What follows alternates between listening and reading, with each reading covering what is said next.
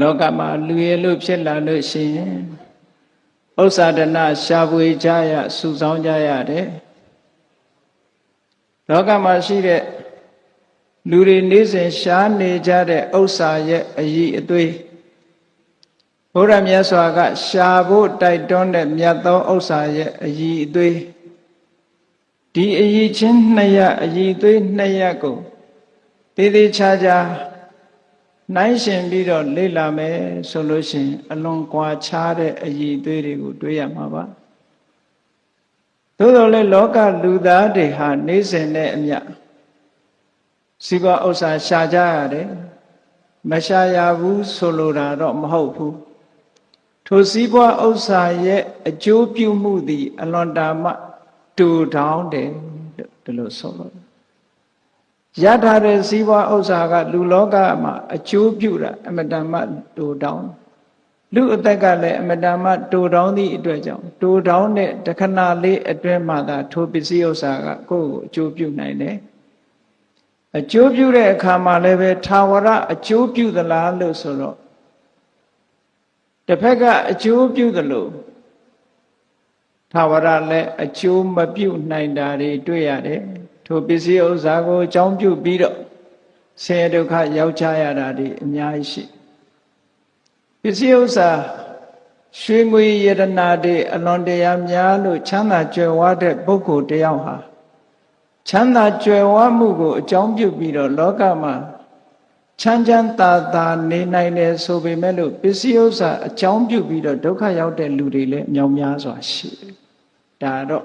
ဘယ်သူမှမငြင်းနိုင်တဲ့ကိစ္စတစ်ခုပေါ့။အဲ့တော့လောကမှာပဂတိဥစ္စာတွေကရှာသာရှာရတယ်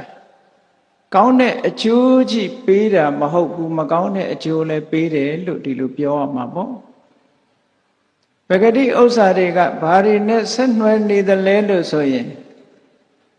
အဂိတာတာရဏဘောဂတဲ့လောကမှာပဂတိဥစ္စာတွေကအဖြက်မီးနဲ့လည်းဆက်သွယ်နေတယ်မီးလောင်လို့ရှိရင်လည်းကုန်မြန်တာပဲလို့ဒီလိုဆိုတာမဟုတ်မီးဖြက်ရင်လည်းပြတ်သွားတယ်ဥဒကတာတာရဏဘောဂ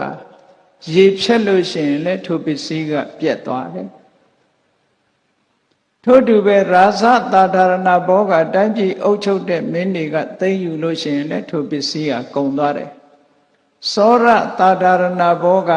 ပစ္စည်းကိုလိုချင်တဲ့ပုဂ္ဂိုလ်တွေတခိုးတဝက်တွေ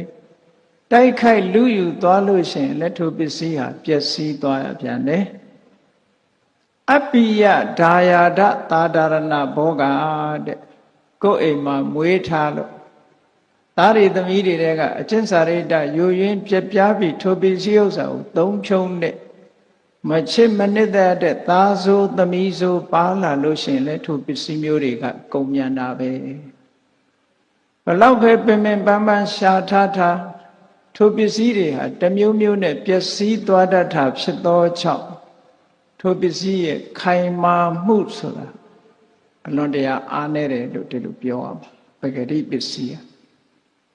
ထို့တူပဲထိုပစ္စည်းကိုသုံးနိုင်တဲ့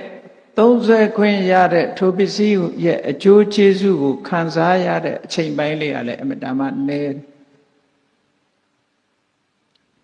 တက်တန်းနဲ့တွက်ကြည့်မယ်ဆိုရင်အလွန်နည်းတဲ့အချိန်ပိုင်းလေးမှာပစ္စည်းဥစ္စာဟာမရှိလည်းမဖြစ်ဘူး